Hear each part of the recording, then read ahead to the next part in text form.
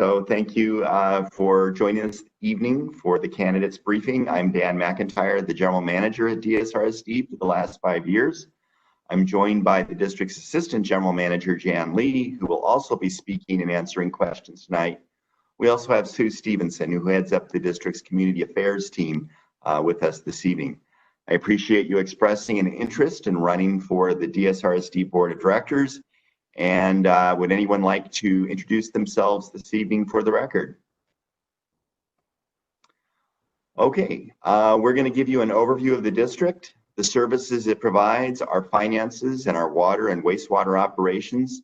This will be in the form of a PowerPoint presentation, but it also includes 3 short video clips that tell a little bit about DSRSD that are kind of fun and that break up the PowerPoint presentation.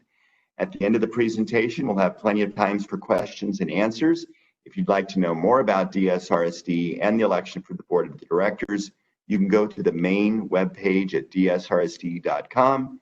We have an abundance of interesting information on our webpage and a couple of good links. So I'm going to start with the big picture overview of DSRSD first. But first I need to make sure that I adjust my audio settings so that the videos will play well. So I'm checking out my share content, and looks like I'm optimized for video, so we should be good. And let me call up my PowerPoint, and hopefully everyone has seen my PowerPoint on the screen. No, maybe not. I forgot one step. There, that should be the magic button. You should now see my PowerPoint. Yes. And I'm calling it up into presentation mode. Hopefully it starts. There we go.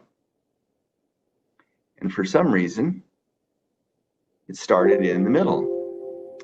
So we're starting off with this interesting quote about the value of water, and it compares it to some other very valuable things. But as The Economist, a United Kingdom journal, notes, although mostly unpriced, water is the most valuable stuff in the world, and we'll touch on that tonight. So this is just kind of a fun quote. So welcome to the DSRSD candidates briefing. I'm Dan McIntyre, the General Manager. So what is the Dublin San Ramon Services District? Here's a fun aerial over Pleasanton, looking to the north up to Dublin, San Ramon, and the San Ramon Valley. So we're a special district, so we're not a municipality. We're a different type of government in California, and we provide service to multiple cities. We are an independent special district. So there's 2 flavors of special district. One is dependent, where its board of directors would be appointed by the County Board of Supervisors, but we're the other variety, the independent special district, where we have individuals like you running directly to be board of directors in an election and are independent and autonomous of the county. We are an enterprise special district. So that means, unlike some governments, like some fire districts and some municipalities, we're not supported by tax revenue. We're not supported by property tax or sales tax. Rather, we charge a fee for direct service, and there's a direct link between the water bill or the sewer bill you pay and the cost of providing that service, and that's known as enterprise funding. So it's a direct charge for service. And then lastly, we are a community services special district. So special districts, there's actually more than a dozen different types of them in state law. There are park special districts, fire district special districts, cemetery special districts, water, sewer, and so on. And we're a community services special district. So some more on what is a special district. It's a separate form of government in California. And actually in California, there are 3,400 special districts: water, sewer, fire, cemetery, park, and so on. And to compare that with how many cities are there in California, there's 468 cities. So as you can see, there's a lot more special districts even than there are cities. And there are 58 counties, of course, in California. And comparing to school districts, there's over 1,000 school districts. So that's another category of district. So you can see that special districts, although you don't think of them a lot like you do cities, they're actually more numerous than any other division of government in California. So here's a map of the areas that we serve. This is a map showing San Ramon, Dublin, and Pleasanton. So our core boundary, the actual political boundaries of the Dublin-San Ramon Services District are Dublin, Southern San Ramon in yellow, and Doherty Valley in blue. In Dublin, we provide water, wastewater, and recycled water services in the green area. In South San Ramon, the yellow area, we provide wastewater collection and treatment services. Out in Doherty Valley in the blue area, we provide water and recycled water. And those are the areas where our voters reside. We also provide service by contract to Pleasanton. They're not part of the Dublin-San Ramon Services District. They're a contractor. So we provide wastewater treatment services at the regional wastewater plant near the 580-680 interchange. And although Pleasanton residents don't get an opportunity to vote on the board of directors, they're responsible for sharing in the treatment cost of running the plant. So they pay the bill without being a voter. So let's talk about governance. So the citizens of Dublin and portions of San Ramon, South San Ramon and Doherty Valley, elect a 5-member board of directors. This is done by a vote, and elections are held in November of even-numbered years during congressional elections. So our next election is November of this year, coinciding with the presidential and congressional election. And the board of directors, the 5 members, one of its primary responsibilities is appointing a chief executive officer who manages the day-to-day affairs of the district. This is also known as the general manager, who works for the board and appoints all the other staff. And I've been the general manager there with my photo for the last 4 years. So how does the board manage and run the district's business? So board directors don't work full-time at the district. So it is a community service, and there are 2 business meetings that are scheduled, formal business meetings that are scheduled each month. Information is prepared by staff, an agenda packet with background materials and information that's provided to the board members. The board members review that information and come to the board meeting and give direction at these 2 formal business meetings for the district. So what are some of the ways in which the board gives direction to the general manager? That can take a variety of forms, and it can be in the form of the district code, the law that we operate under. It can be under policies that the board approves and changes or amends from time to time, and we have about 50 of those policies right now. The board also approves a strategic plan or updates the strategic plan once every 2 years, and that sets a 5-year framework for some big goals of the district. Every 2 years, the board approves an operating budget and a capital budget. The board also approves resolution, which are kind of written standard directions to staff. And there's a number of those that are active right now. And also the board can give verbal direction to the general manager. And the way it works is a majority of the board is needed to give direction to the general manager. So it's 3 or 4 or 5 board members by consensus who give direction to the general manager, who then passes this direction to the rest of the organization in one of these formats.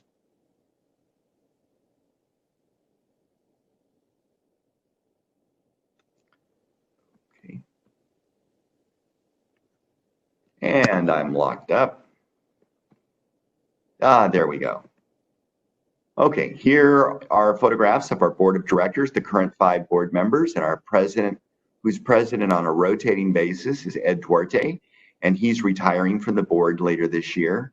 We also have Anne Marie Johnson, Richard Halkett, Georgine von Heater-Leopold, and Pat Howard, who's filling a short term. He was appointed to fill a short term, and he had actually previously been a board director. He's filling a short term for when Director Maddie Michaloff had passed away earlier this spring, and he agreed to fill out the balance of her term through the end of December. And he's indicated he's just pinch hitting in this case, and he hasn't expressed interest in running. So here's a map of the different voting divisions. Now, before last year, we actually elected our board members at large. So all the voters would vote for all 5 board members, regardless of where the candidates lived. And the candidates could be anywhere in our service area.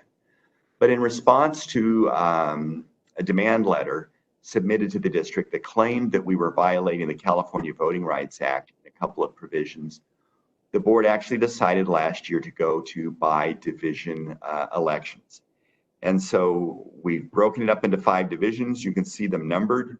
And the three divisions that are going to vote for their representative in their division or ward are 1, 3, and 5. And then in 2 years, wards 2 and 4 will run for election. So 3 seats up this year. The DSRSD has 128 full-time staff. This is down from 134 that the district had before the 2008-2009 recession. We actually work in 3 different facilities. So we work in the district office on Dublin Boulevard, and we had a fire line break in that building a little over a year and a half ago and flooded the building. We had to do a lot of water damage repair and some remodeling, and we were just about to move back into that building in March when the COVID crisis forced the shelter-in-place order. And so we've not yet moved into the district office. We have a very small skeleton crew in the district office right now, but the full move back to the district office is dependent on the COVID crisis and the shelter-in-place order.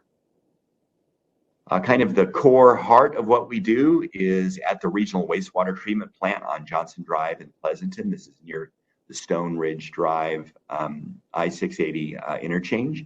And there's actually 2 facilities at that site. The larger facility is our wastewater treatment plant. And then our newer facility that's been there for about 15 years is our recycled water plant. So not only are we treating wastewater there, but for the last decade and a half, we've been producing recycled water as well for landscape irrigation. And then our third facility is the field operations facility on Commerce Circle. That's in Pleasanton. And the folks that work out of that facility are the people you might see in the field around town. So these are the people that clean and televise TV and inspect our sewer lines. They're the folks that operate our pump stations. They operate our fire hydrants and our valves. They respond to water line leaks. So those folks work out of the field operations facility in Pleasanton. Okay, and now I'm going to hit a video. So this is kind of a commercial. This is an aerial view of the wastewater treatment plant off of Johnson Drive. So this is about a minute video. And after this, Jan Lee will talk to you a little bit about the district's finances. So let's watch this video for a minute.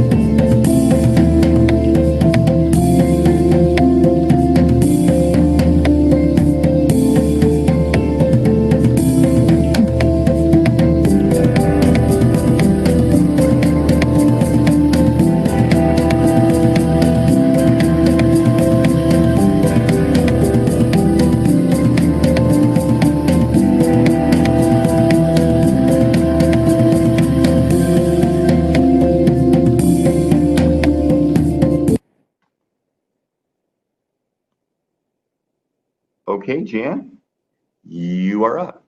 Okay, thank you, Dan. Good evening, everyone.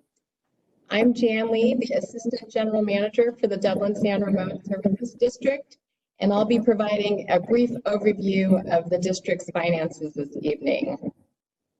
I think there might be a little bit of an echo, so I'm going to go ahead and just mute everyone but me and see if that helps real quick.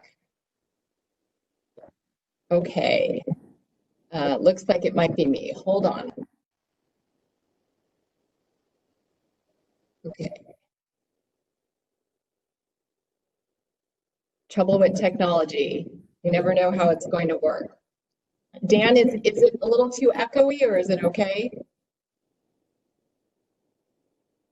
Sorry, Dan, I muted you. I'm picking you up well, Jan.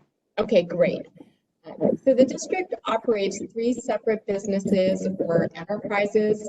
For each of the 3 businesses, we need to collect enough money from our ratepayers to pay for the services provided.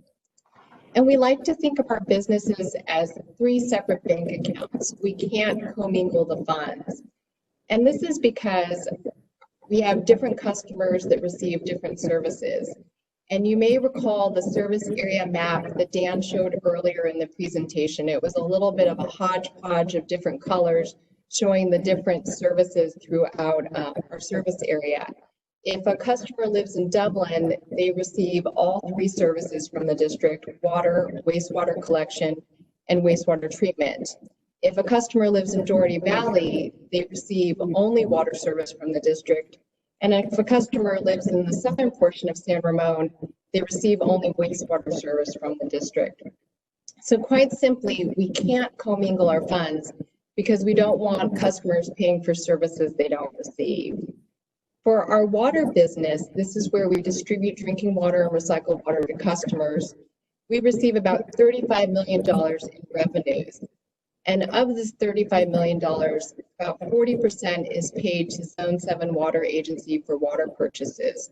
So currently, the district purchases 100% of our drinking water from Zone 7. And Dan is going to be talking a little bit later in this presentation about the importance of water supply reliability to the district.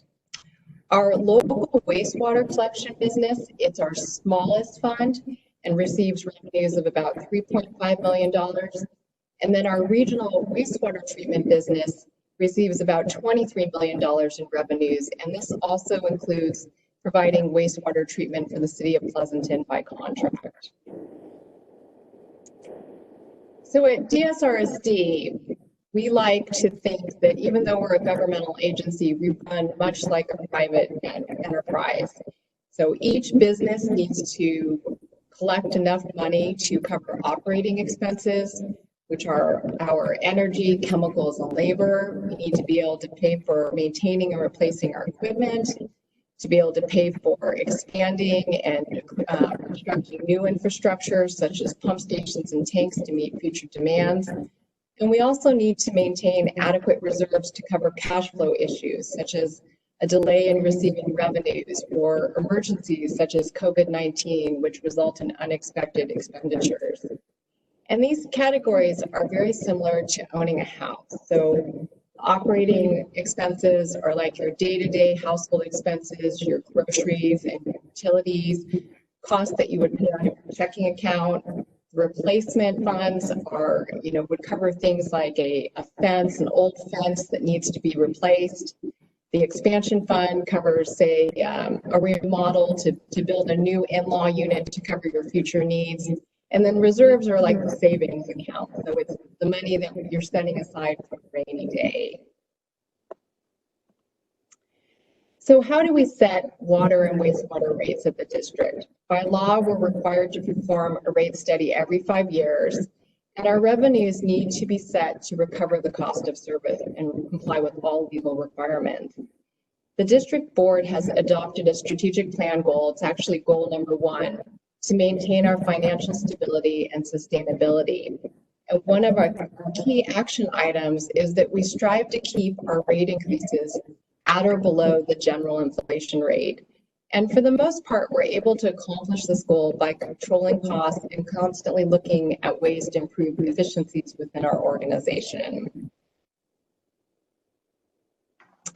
So I mentioned our revenues, our rates need to cover the cost of service. By law, we can't, so next slide, Dan. So by law, we can't charge more than it costs to provide service, and we can't charge less, or our finances wouldn't be sustainable for the long term. Our water rates are set to cover costs to treat, store, and distribute water. Our local wastewater collection rates need to cover the cost to collect and transport that wastewater to our treatment plant. And our regional wastewater treatment rates need to cover the cost to treat and dispose of clean wastewater. A portion of that clean wastewater is used as recycled water to irrigate customer sites throughout our service area. And the portion that's not recycled is discharged to San Francisco Bay. So how do we establish water rates and determine the amount that we charge our customers? For our residential and our commercial and industrial customers, our rates are set based on the volume of water that's used by our customers. We don't want to have one customer subsidizing another customer. For our wastewater rates, Next slide. Our residential wastewater rate is based on the volume of water used during the winter, which is an estimate of the indoor water use or the volume of wastewater that goes to the sewer system. For our commercial customers, it's a little bit more complicated. It's based on a combination of both the volume and the strength of the waste, because the higher the strength of the waste, the more difficult and costly it is to treat. So how do we collect rates? For our residential customers, we bill them bi-monthly or every 2 months.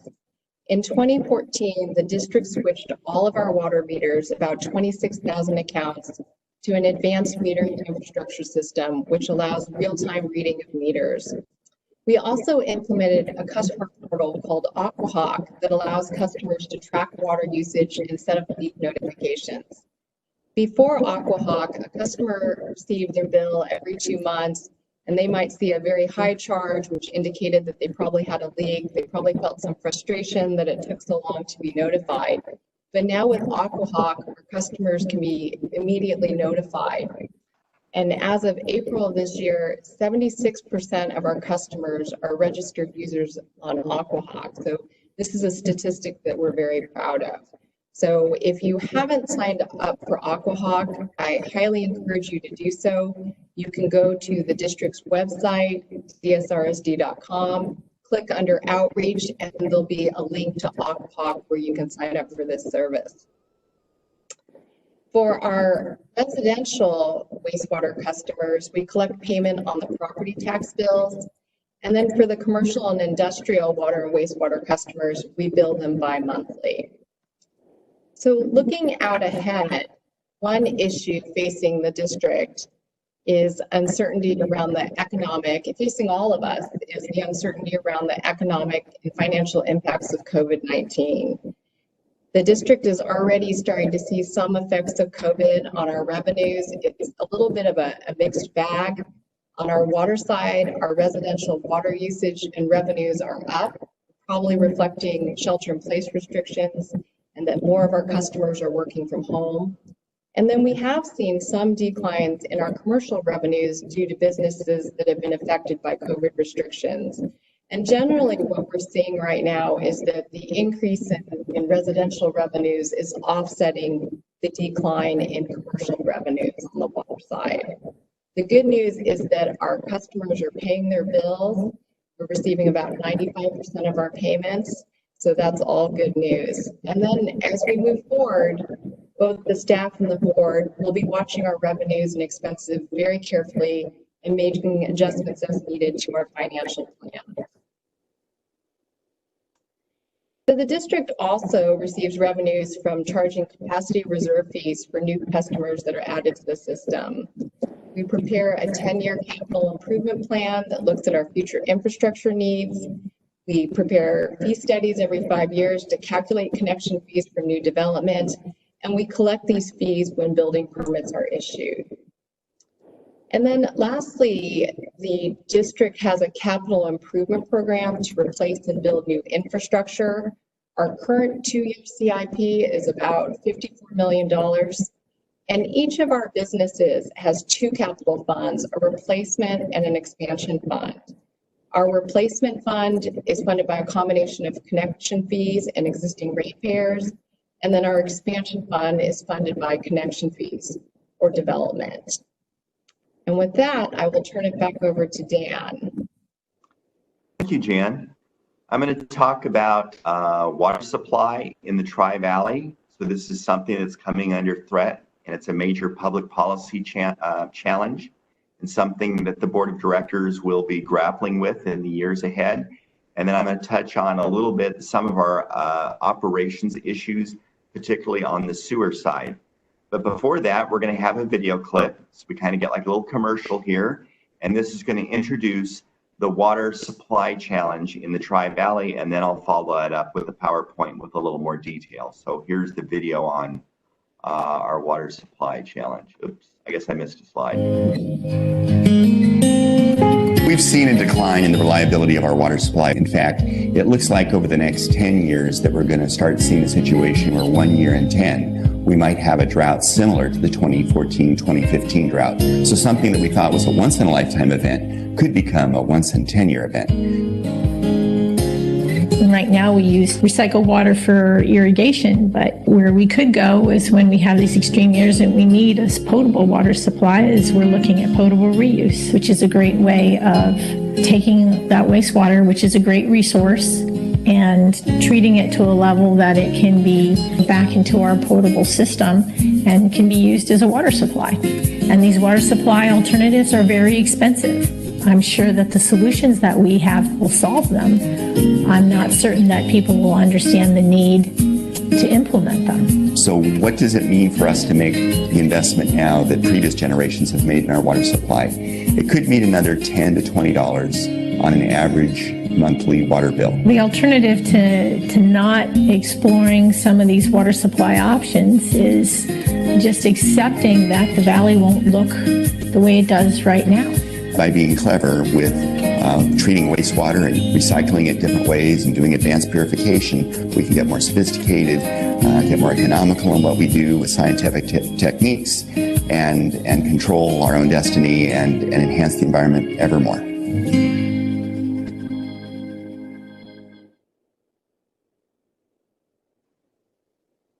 Okay, so now we're going to dive into where the water comes from. The Tri-Valley Water, a long and winding river canal pipeline. So our water is primarily provided from the State Water Project that starts up at Lake Oroville, that you may remember from about 3.5 years ago where there was damage to their spillway. So the water is stored up in the reservoir and then released into the Feather River and then flows into the Sacramento River. And then it flows through the San Joaquin Delta. And then it's pumped into the State Water Project and then brought over the Altamont Pass via the South Bay Aqueduct, where it's provided to Zone 7. Zone 7 is the water wholesaler in the Tri-Valley, and they treat that water and they distribute it to the 4 retailers in the Tri-Valley.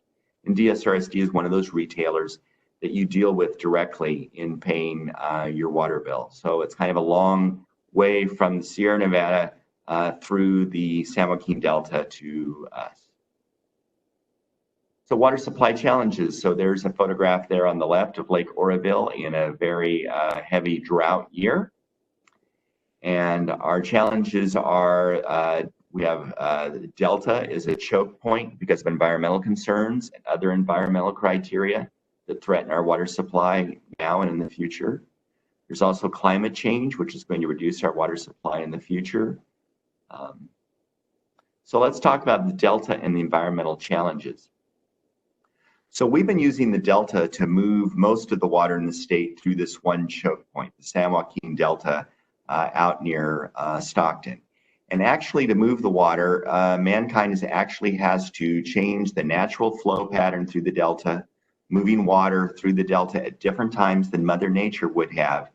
And we've actually, at certain times of the year, we force the water to reverse its natural flow in the San Joaquin River. And this has had an impact on some of the wildlife in the Delta and has threatened some of the endangered species. So our operation of the Delta as a conveyance facility or node has had an adverse impact on the environment of the Delta and threatens it. So one of the things that we're having to deal with is just responding to that and changing how we operate the Delta and changing the timing and the quantity of water that we move through the Delta. Another threat is climate change. So we are going to see greater extremes in the years ahead is the current prediction.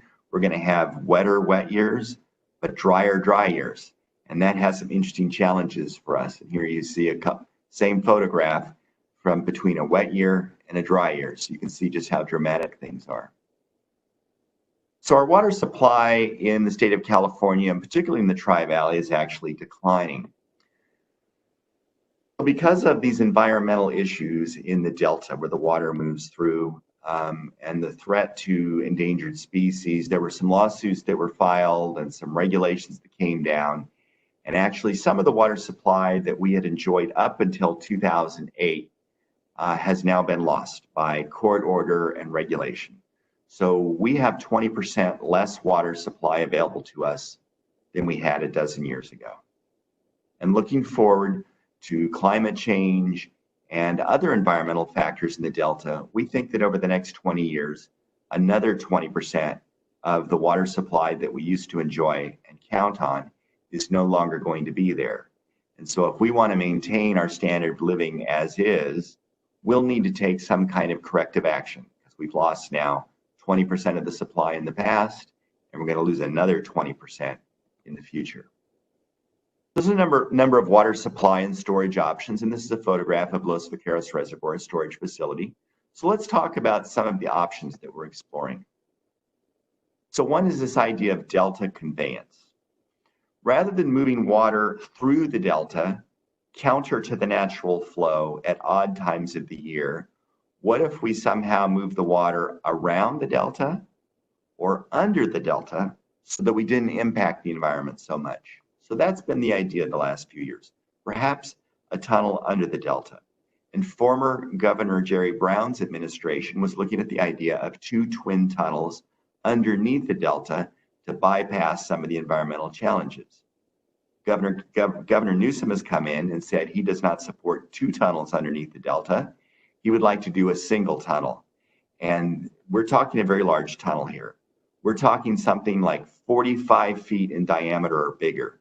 I mean, something you could slide, a 2-story house through. I mean, it's just huge, the diameter of it. It would be 150 feet under the ground, and it would be 30 miles long. It would intercept water up near Sacramento and bring it down to near Tracy, underneath the delta, and sidestep some of the environmental challenges. But there's a lot of uncertainty and question on whether the state is going to support this project. So it's something being explored, but it may or may not materialize. Another idea is perhaps a regional desalination project. And one interesting place we could maybe do this would be a joint facility by multiple agencies up on the San Joaquin River near Martinez. The advantage of that location is it isn't the full salty water of the bay that you have to treat.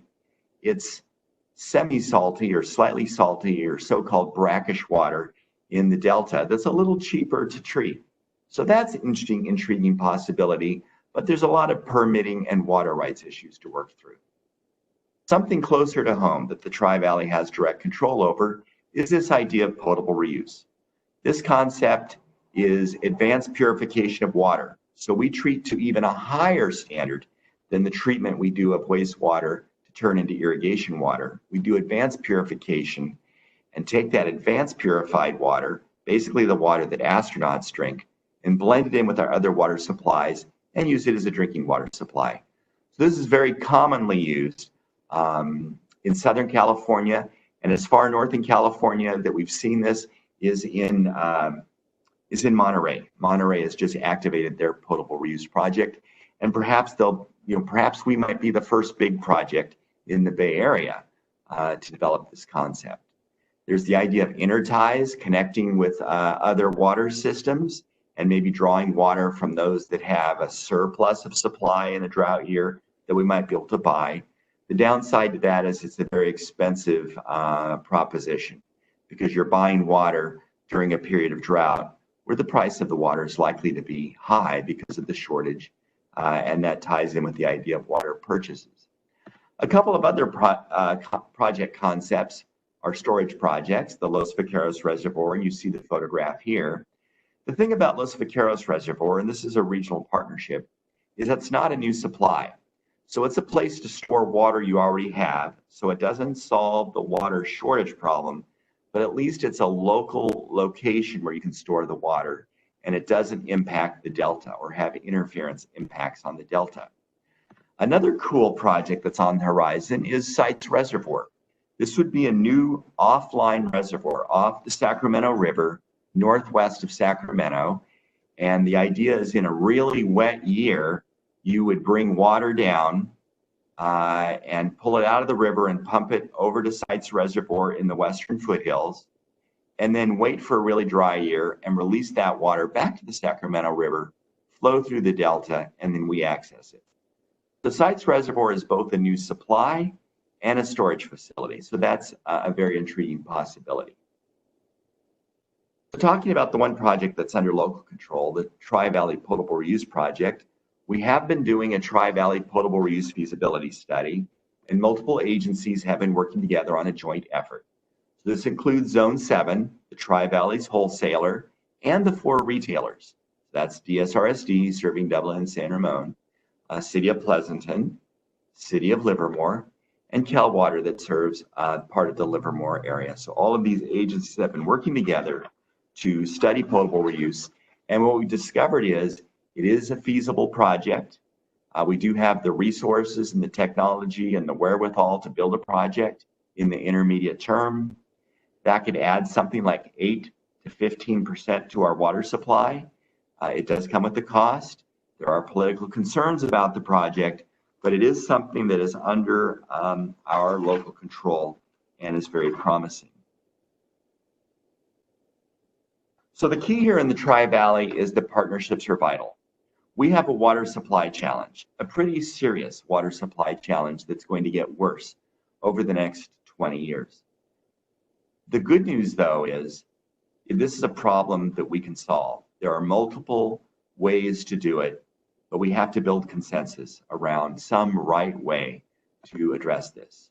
So partnerships between staff of the agencies is important, and we've gotten really good over the last 5 years in interacting with one another in the cities and the special districts in the Tri-Valley.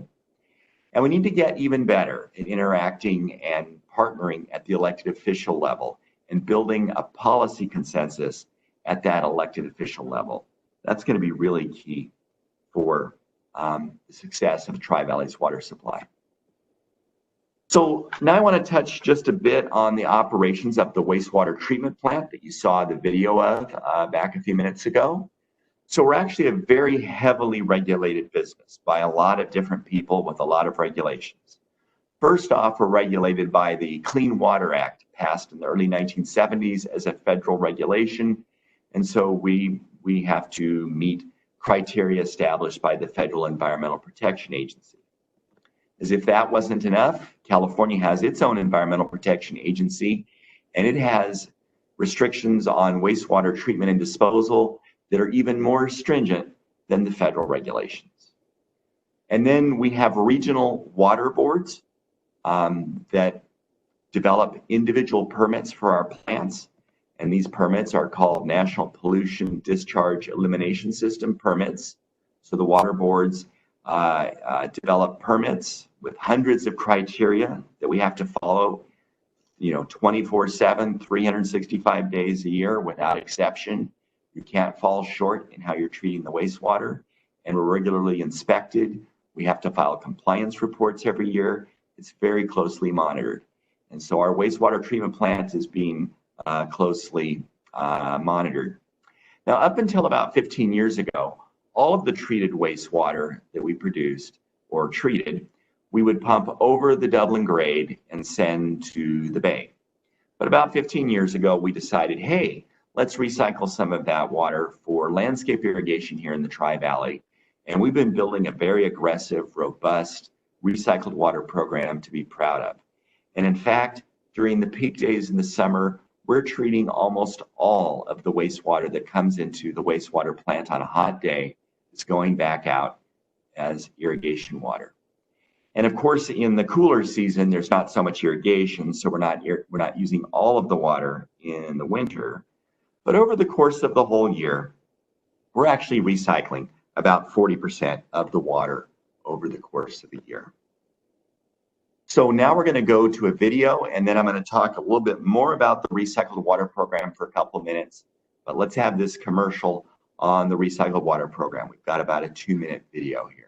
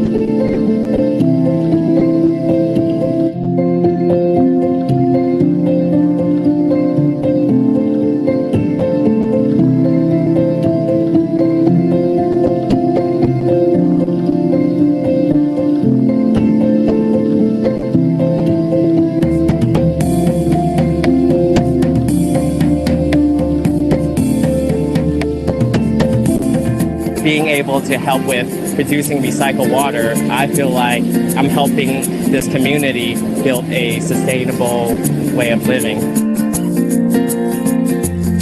This district is unique in the sense that we have a lot of different types of processes that a lot of the plants in the Bay Area do not. Being here, the technical aptitude that these guys had, I was like, oh my gosh, these guys are way advanced, more than than I can imagine, and more than I've learned in books. And so that's kind of really what pushed me to want to be able to work here. What we do is we take raw sewage from people's homes and it comes into this plant and we treat it. So rather than pumping it out and wasting it away, we're recycling the water back to our community. When you leave this place at the end of the day, it makes you feel like you've accomplished something, right? And it makes you excited to come back the next day. We're doing our part to protect the public's health, and I just want to be a part of that.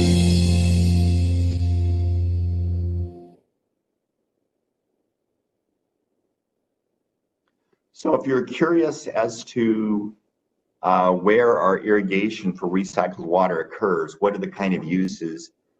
Commercial sector uses about 22% of our wastewater, golf course about 7%. HOAs, so these are townhouse developments use as part of our water. Parks and open space in Dublin and Doherty Valley.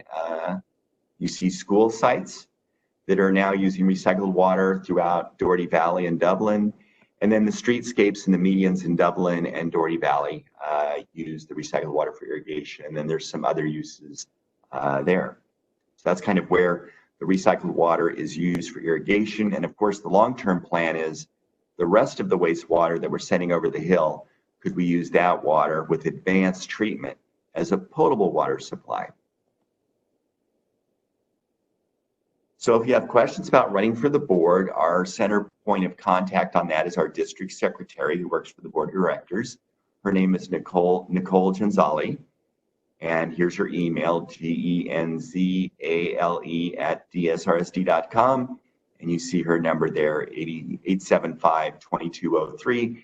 And you can reach her and she can help you answer some of your election questions if you think of those later. So with that, we're available to answer your questions. And let me see if I can.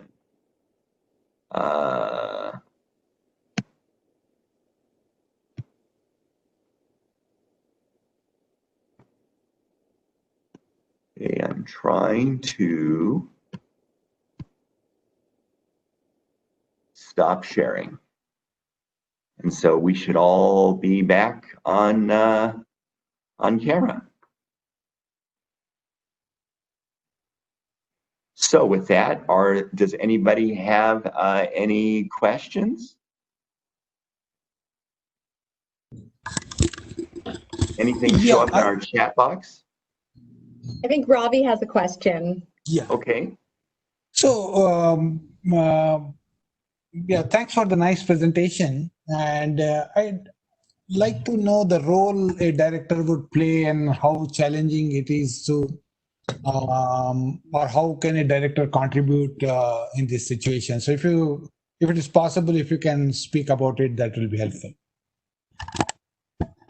You want to take that, Jen? The role that the director plays? Yes. So, all right, so it's like some of the duties of a director, generally. So the one of the most important things is to review the budget every 2 years. And then you also have to review the rates.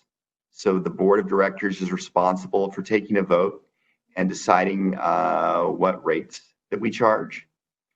At the policy level, the board sets what the water reliability policy should be.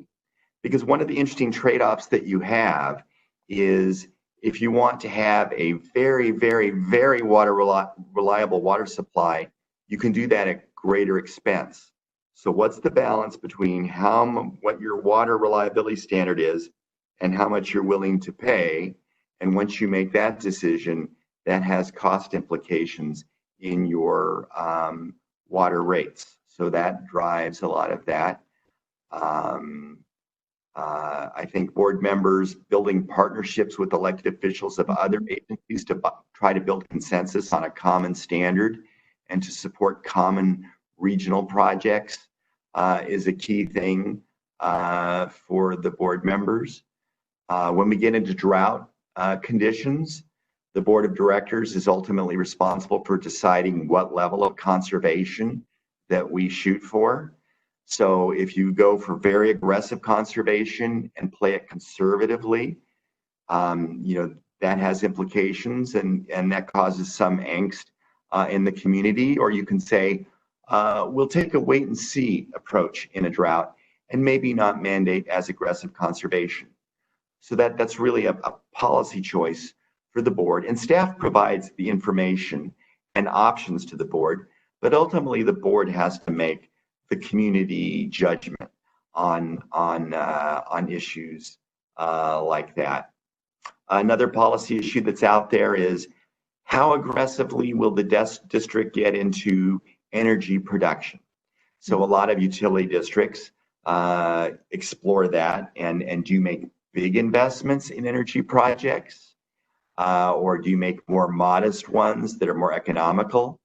That's purely a community judgment. And the 5 people that make that decision are the board of directors. Are we going to do lots of expensive projects and put a big focus on generating and save energy?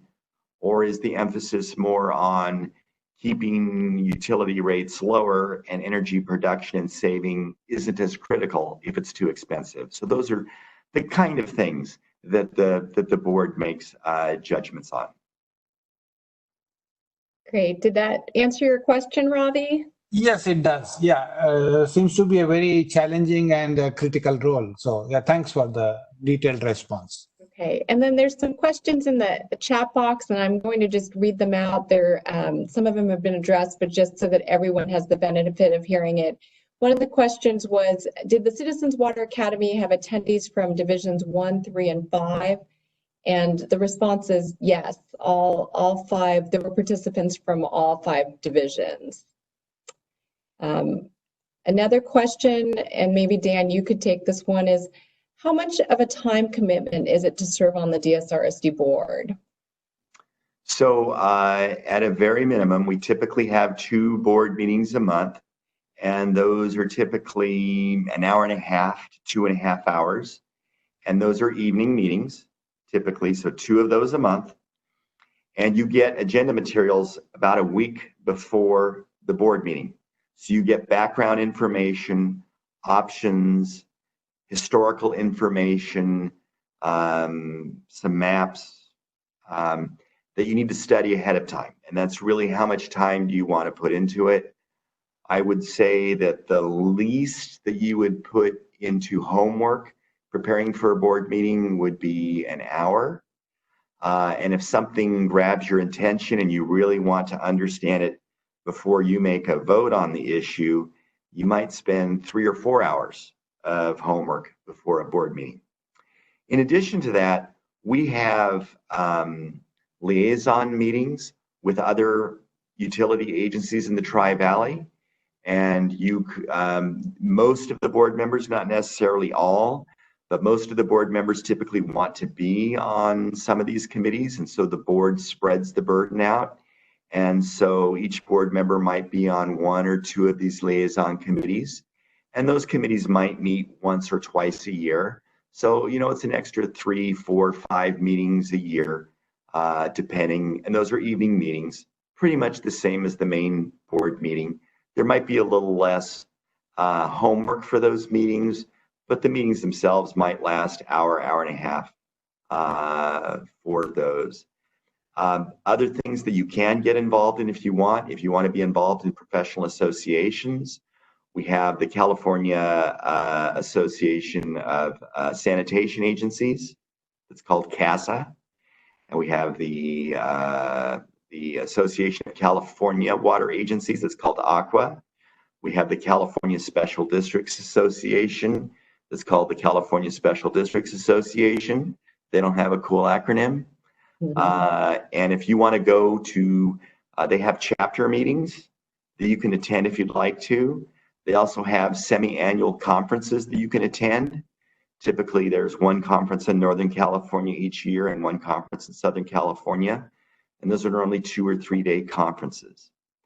Now, the key about all of these, the board meetings, liaison committee meetings with other agencies, and conferences that if you want to attend, is board members are eligible for a day of service compensation.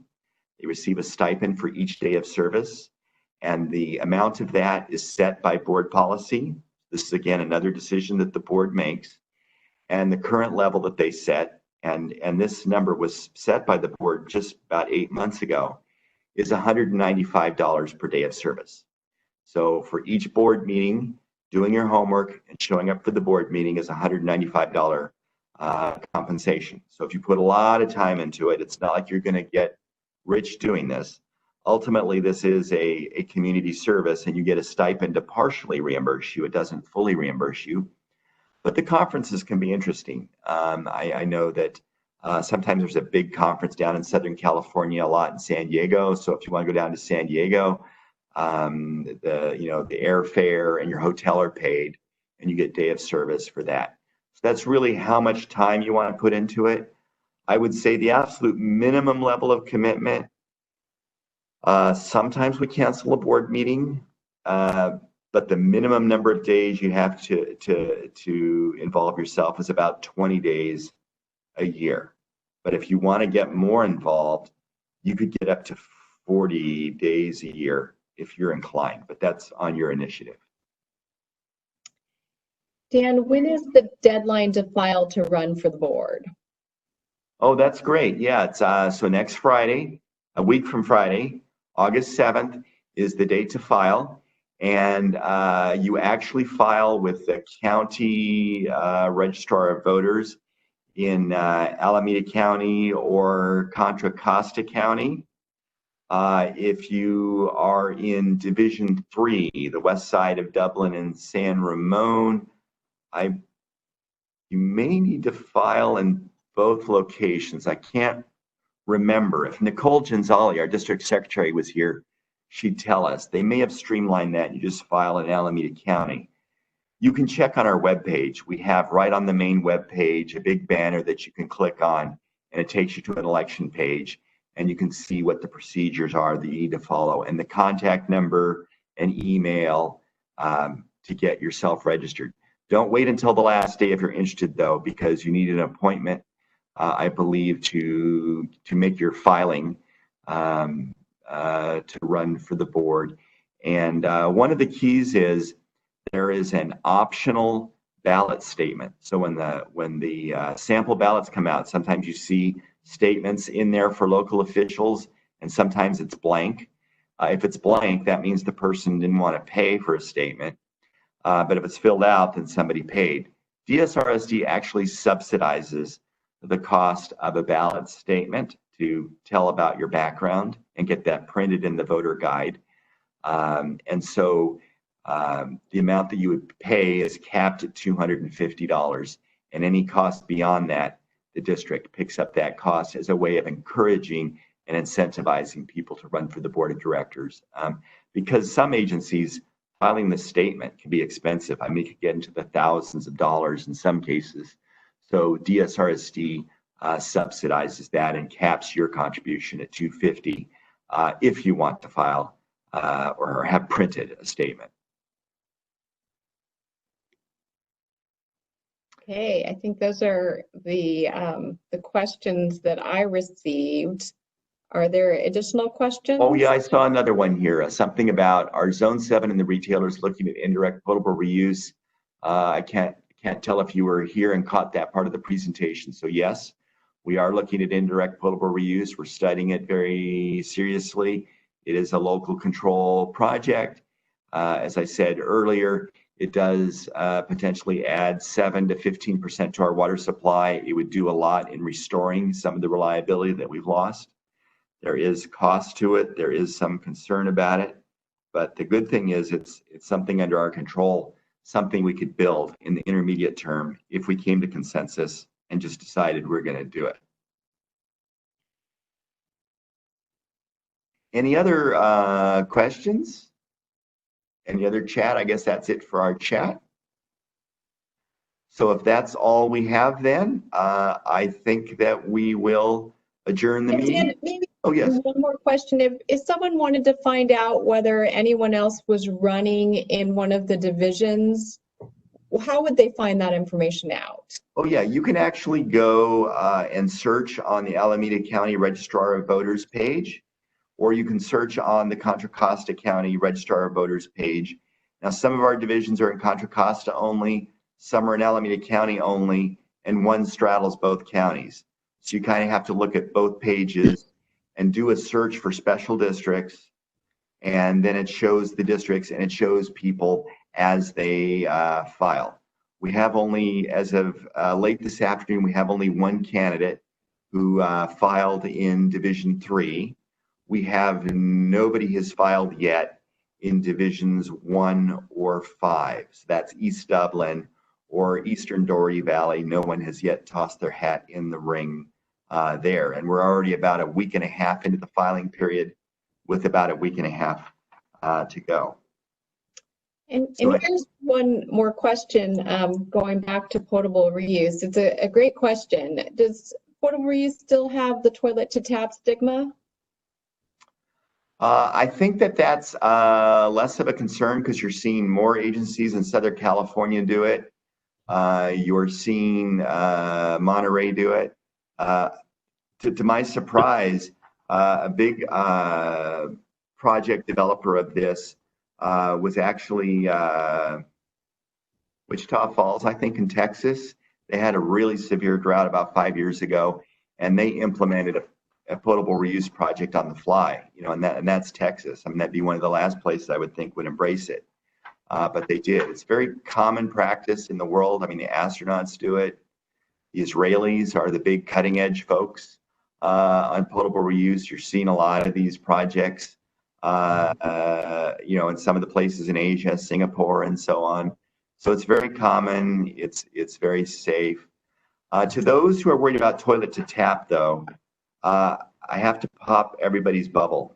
Yes, I was going to pop it if you did. So the water we get from Lake Oroville comes down and it's picked up at Chico, and they pull the water out of the river and they use it and they dump it back in the river. And then the water goes down to Sacramento, and the people in Sacramento pull the water out of the river and they dump it back in the river. And then the water goes down to Stockton, and the people in Stockton pull the water out of the river and they restore the water in the river. And then the water goes into the Delta, which can be a pretty funky place.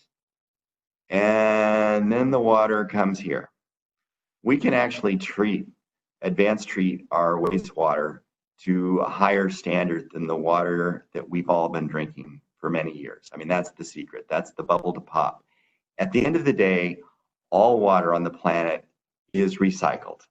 All the water we drink from the tap has been used many times. And in the case of potable reuse locally, it's just going to be water that's recycled the 7th time. So you can drink water that's been recycled 7 times instead of 6 times. At that point, what's the difference? Let me see. Contra Costa County is in is more up to date than Alameda County, who filed in Division 3 is a chat question that came up. Actually, Rich Halkett, who's an incumbent, he has filed. He's the one person who's filed so far in Division 3. Division 3 is West Dublin and Western San Ramon, straddling both counties. He's the only candidate who has filed thus far. Are there any other questions? If not, I've got final comments, and then we will adjourn. So I'd like to thank you all for attending and for your questions. As I mentioned, there's additional information about DSRSD and the election, which is easily accessible from our main webpage at dsrsd.com. We've worked really hard to provide information in the best way possible to make it easier to run. We've tried to make it even easier than some of our sister agencies. So if you don't find it helpful, let us know, and we'll make it better less time, but we're definitely trying to set the mark there. A video of this presentation will be placed on the website shortly. We're hoping later this week. As a final reminder, the final date to file papers to run for election is Friday, August 7th. Don't wait for the last day. You do this through the County Registrar of Voters and see our webpage at dsrsd.com for more details. So stay safe and good luck.